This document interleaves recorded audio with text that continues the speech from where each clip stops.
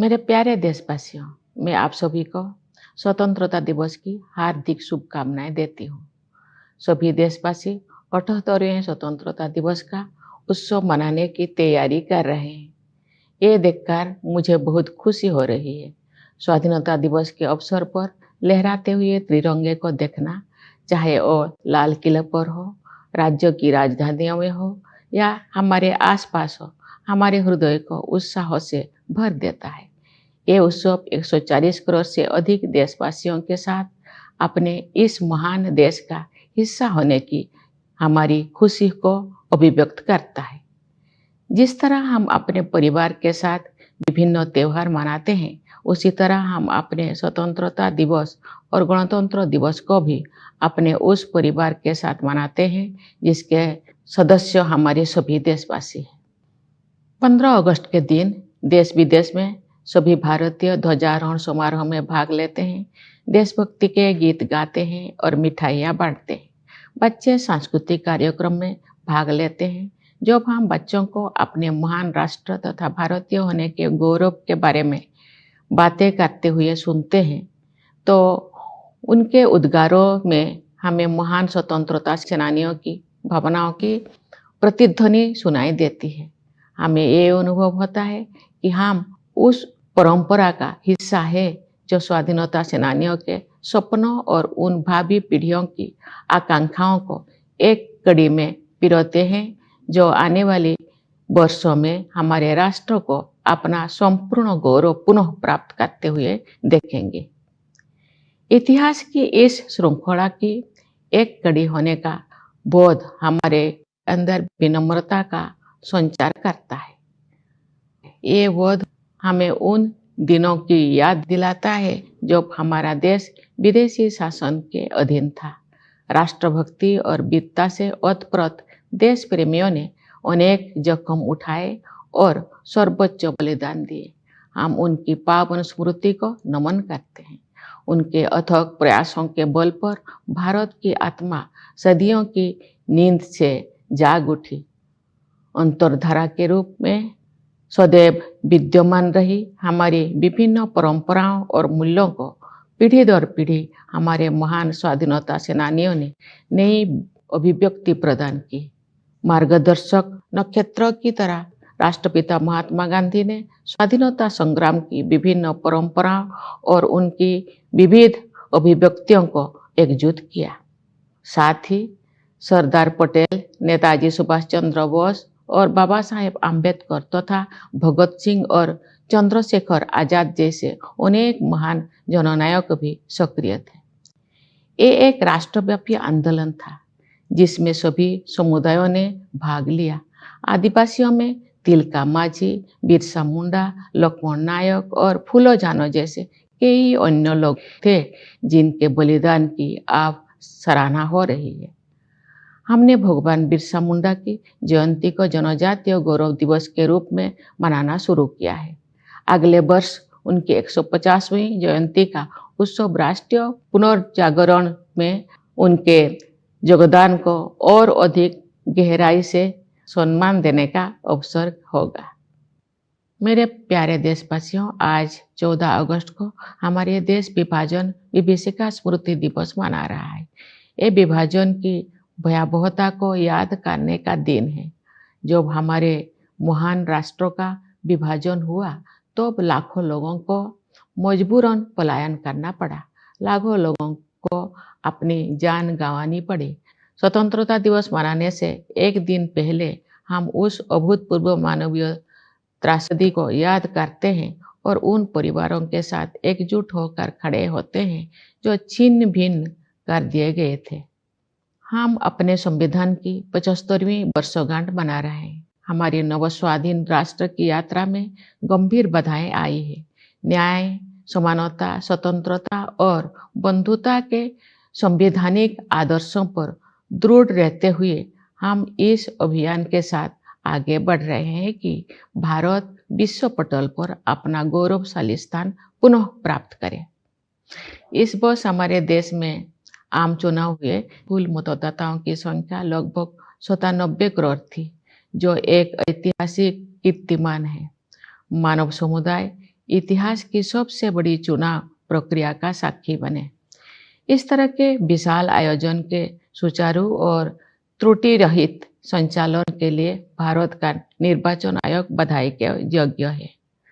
मैं उन सभी कर्मचारियों और सुरक्षा कर्मियों का आभार व्यक्त करती हूँ जिन्होंने भीषण गर्मी का सामना करते हुए मतदाताओं की मदद की। इतनी बड़ी संख्या में लोगों द्वारा मताधिकार का प्रयोग करना वस्तुतः लोकतंत्र की विचारधारा का प्रबल समर्थन है। भारत द्वारा सफलतापूर्वक चुनाव आयोजित करने से पूरे विश्व में लोकतांत्रिक शक्तियों को ताकत मिलती है। मेरे प्यारे देशवासियों, वर्ष 2021 से वर्ष 2024 के बीच 8% की औसत वार्षिक वृद्धि दर हासिल करके भारत सबसे तेज गति से बढ़ने वाली बड़ी अर्थव्यवस्थाओं में शामिल है। इससे न केवल देशवासियों के हाथों में अधिक पैसा आया है, बल्कि गरीबी रेखा से नीचे रहने वाले लोगों की संख्या में भी भारी कमी आई है। जो लोग अभी भी गरीबी से पीड़ित है, उनकी सहायता करने के साथ साथ उन्हें गरीबी से बाहर निकालने के लिए भी सभी प्रयास किए जा रहे हैं। उदाहरण के लिए कोविड-19 के शुरुआती चरण में आरंभ की गई पीएम गरीब कल्याण अन्न योजना के तहत लगभग 80 करोड़ लोगों को मुफ्त राशन दिया जा रहा है, जो ये भी सुनिश्चित करते हैं कि जो लोग हाल ही में गरीबी से बाहर आए हैं, उन्हें पुनः गरीबी में जाने से रोका जा सके। ये हम सभी के लिए गर्व की बात है कि भारत दुनिया की 5वीं सबसे बड़ी अर्थव्यवस्था बन गए हैं और हम शीघ्र ही विश्व की 3 शीर्षस्थ अर्थव्यवस्थाओं में स्थान प्राप्त करने के लिए तैयार है। ये सफलता किसानों और श्रमिकों की अथक मेहनत, नीति निर्माताओं और उद्यमियों की दूरगामी सोच तथा देश के दूरदर्शी नेतृत्व के बल पर ही संभव हो सकी है। हमारे अन्नदाता किसानों ने उम्मीदों से बेहतर कृषि उत्पादन सुनिश्चित किया है। ऐसा करके उन्होंने भारत को कृषि क्षेत्रों में आत्मनिर्भर बनाने और हमारे देशवासियों को भोजन उपलब्ध कराने में अमूल्य योगदान दिया है। हाल के वर्षों में इंफ्रास्ट्रक्चर को काफी बढ़ावा मिला है। सुविचारित योजनाओं एवं प्रभावी कार्यान्वयन ने सड़कों और राजमार्गों, रेलवे और बंदरगाहों का जाल बिछाने में मदद की है। भावी प्रौद्योगिकी की अद्भुत क्षमता को ध्यान में रखते हुए सरकार ने सेमीकंडक्टर और आर्टिफिशियल इंटेलिजेंस जैसे कई क्षेत्रों को बढ़ावा देने पर विशेष बल दिया है। साथ ही स्टार्टअप्स के लिए एक आदर्श इकोसिस्टम भी बनाया है, जिससे उनके विकास को गति मिलेगी। इससे निवेशकों में भारत के प्रति आकर्षण और अधिक बढ़ गया है। बढ़ती हुई पारदर्शिता के साथ बैंकिंग और वित्तीय क्षेत्रों की कार्यकुशलता में वृद्धि हुई है। इन सभी बदलावों में अगले दौर के आर्थिक सुधारों और आर्थिक विकास के लिए मंच तैयार कर दिया है, जहां से भारत विकसित देशों की श्रेणी में शामिल हो जाएगा। तेज गति से हो रही न्यायपरक प्रगति के बल पर वैश्विक परिदृश्यों में भारत का कद ऊंचा हुआ है। G20 की अपनी अध्यक्षता के सफलतापूर्वक संपन्न होने के बाद भारत में ग्लोबल साउथ को मुखर अभिव्यक्ति देने वाले देश के रूप में अपनी भूमिका को मजबूत बनाया है। भारत अपनी प्रभावशाली स्थिति का उपयोग विश्व शांति और समृद्धि के विस्तार हेतु करना चाहता है। मेरे प्यारे देशवासियों, हमें संविधान निर्माता डॉक्टर B.R. अम्बेडकर के शब्दों को भी सदैव याद रखना चाहिए। उन्होंने ठीक ही कहा था और मैं उन्हें उद्धृत करती हूँ। हमें अपने राजनीतिक लोकतंत्र को सामाजिक लोकतंत्र भी बनाना चाहिए। राजनीतिक लोकतंत्र तब तक नहीं टिक सकता जब तक कि उसके आधार में सामाजिक लोकतंत्र ना हो।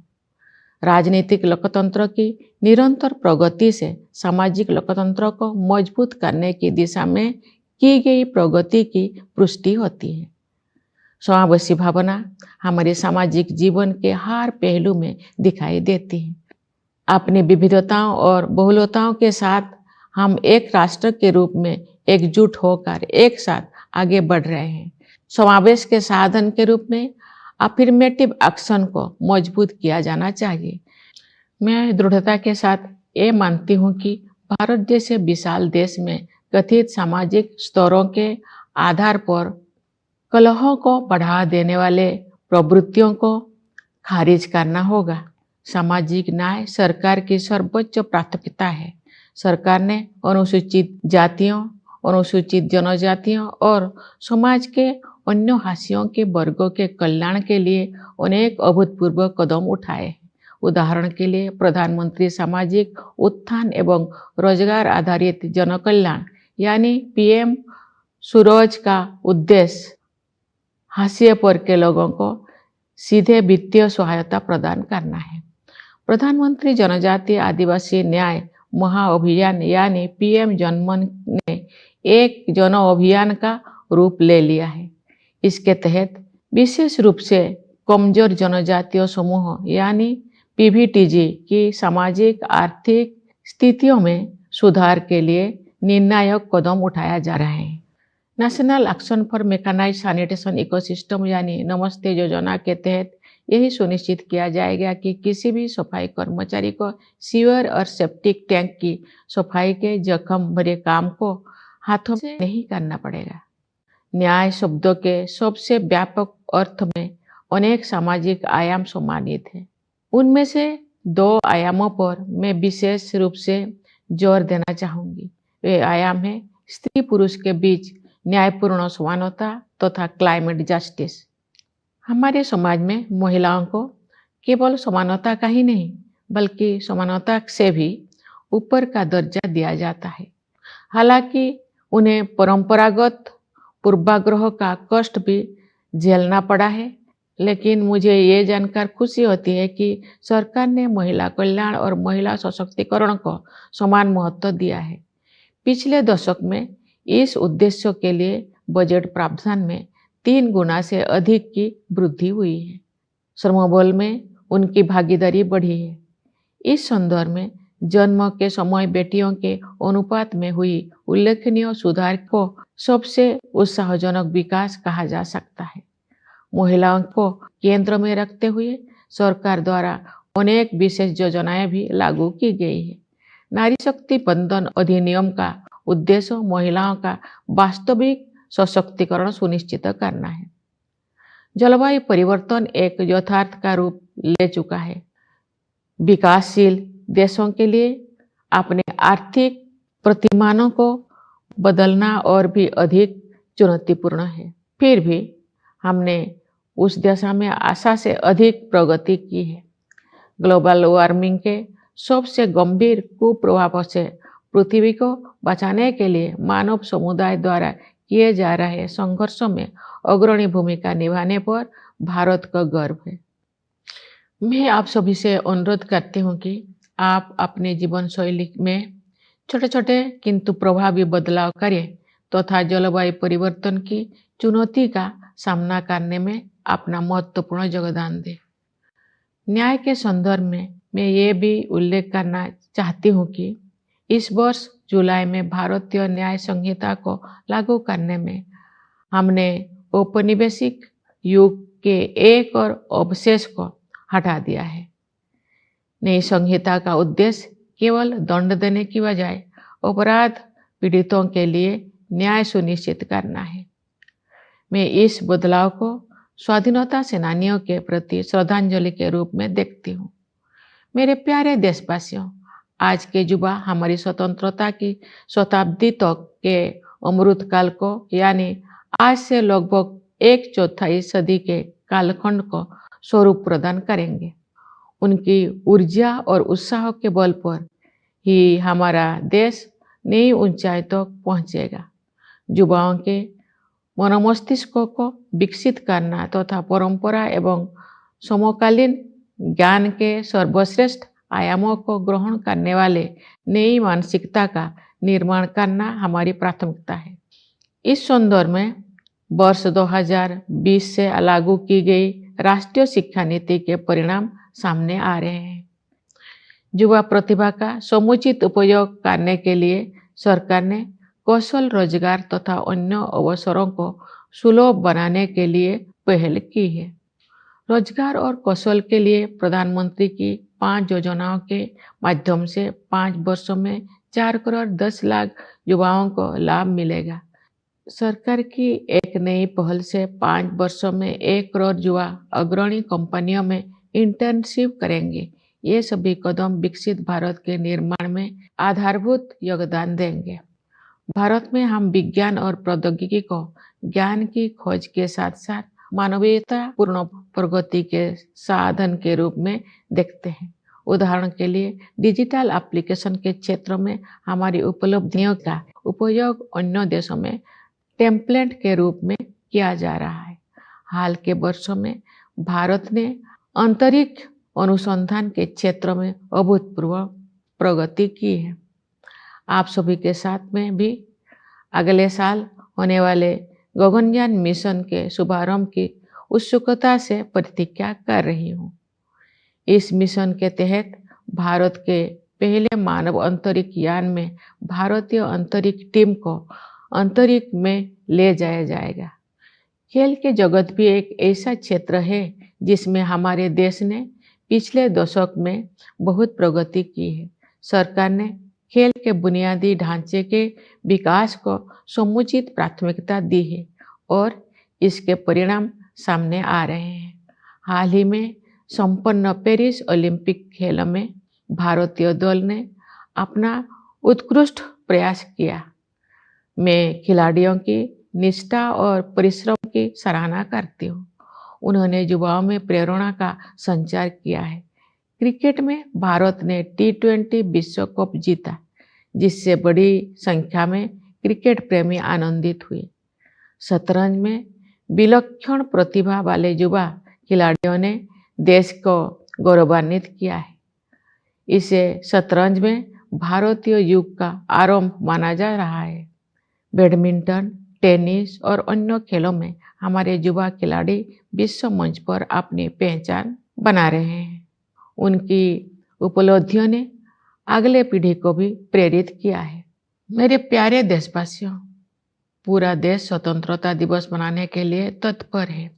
इस उल्लासपूर्ण अवसर पर मैं आप सबको एक बार फिर बधाई देती हूँ। मैं सेनाओं के उन बहादुर जवानों को विशेष बधाई देती हूँ जो अपनी जान का जोखिम उठाते हुए भी हमारे स्वतंत्रता की रक्षा करते हैं। मैं पुलिस और सुरक्षा बलों के कर्मियों को बधाई देती हूँ जो पूरे देश में सतर्कता बनाए रखते हैं। मैं न्यायपालिका और सिविल सेवाओं के सदस्यों के साथ साथ विदेशों में नियुक्त हमारे दूतावासों के कर्मियों को भी अपनी शुभकामनाएं देती हूँ। हमारे प्रवासी समुदाय को भी मेरी शुभकामनाएं। आप सब हमारे परिवार का हिस्सा है। आपने अपनी उपलब्धियों से हमें गौरवान्वित किया है। आप सब विदेशों में भारत की संस्कृति और विरासत का गर्व के साथ प्रतिनिधित्व करते हैं। एक बार फिर मेरी ओर से सभी को स्वाधीनता दिवस की हार्दिक शुभकामनाएं। धन्यवाद। जय हिंद, जय भारत।